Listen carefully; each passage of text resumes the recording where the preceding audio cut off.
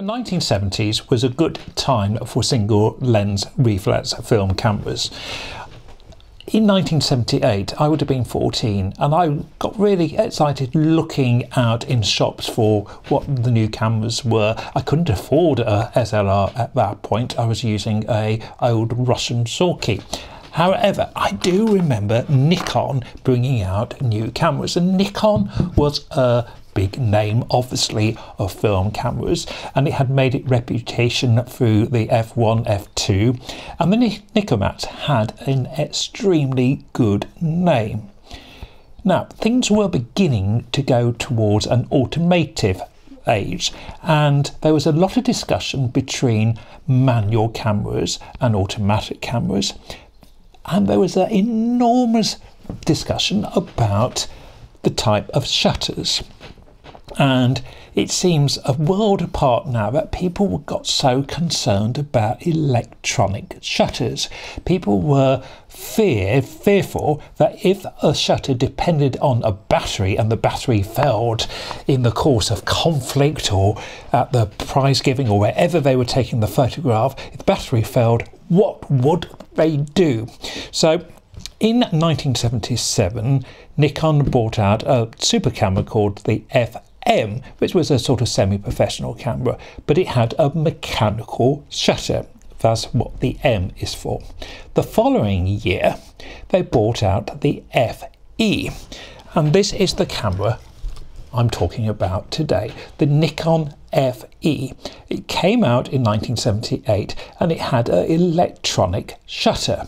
So the battery, which goes in here, makes the shutter work, and without the battery you can only use it on, from my memory, one shutter speed, which is, I'll have to check with the glasses.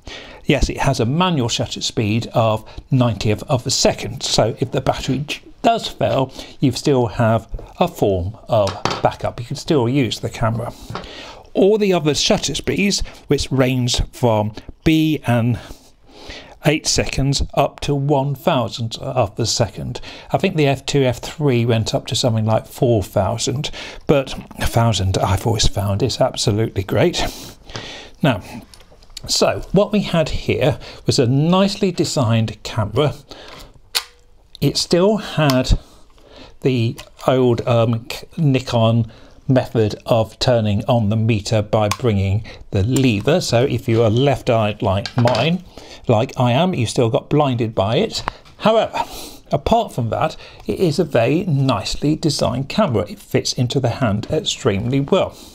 To open the back of the camera and to load the camera, we have a small lever by the rewind, which we have to move, bring this up, and then just bring it up and the back opens. So there's lever here, bring up the rewind handle, and then the back will open. Obviously, if you are buying one now, check the seals, but they are moderately easy to put in.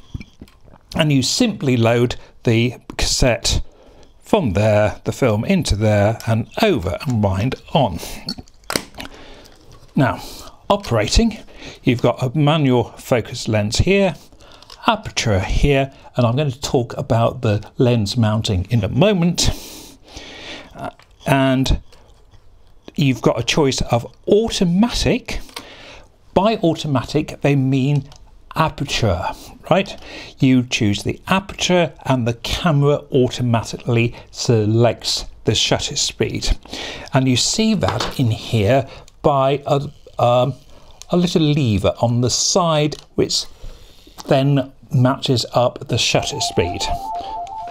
So the needle matches up the shutter speed, okay?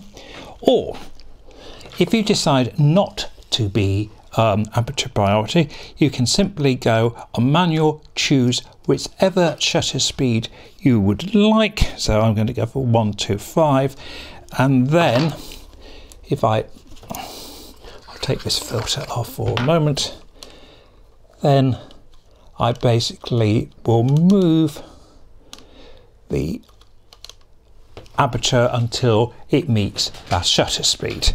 So you can do things manually or automatically, or semi-automatic. I was going to mention the lens because, as you have probably noticed, on this camera I have one with bunny ears, the AI, the aperture indexing system.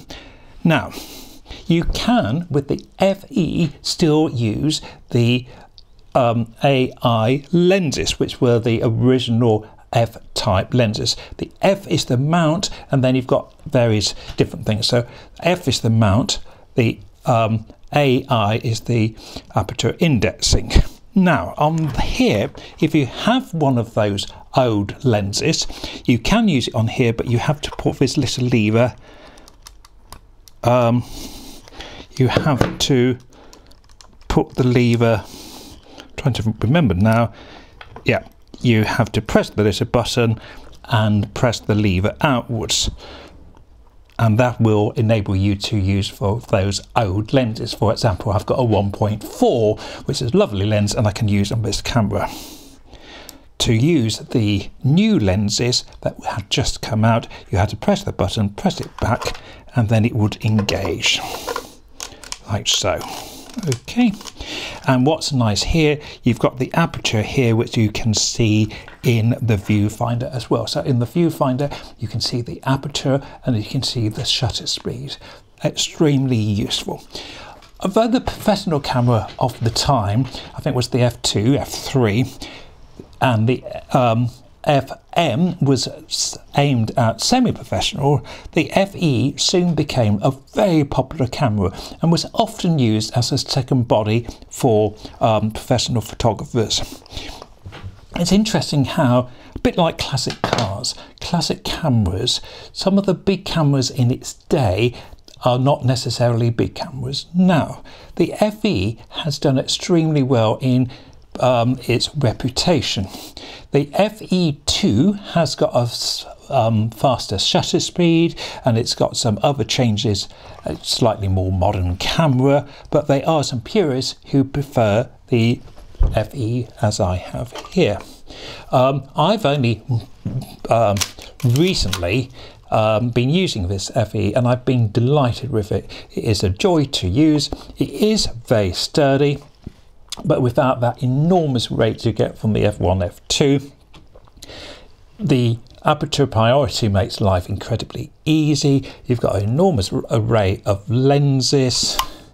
You've also got a double exposure feature here. If you can get hold of one, and the prices do seem to be going up a bit, but they are a great camera to use, and I think find one and put a film in it. Bye for now.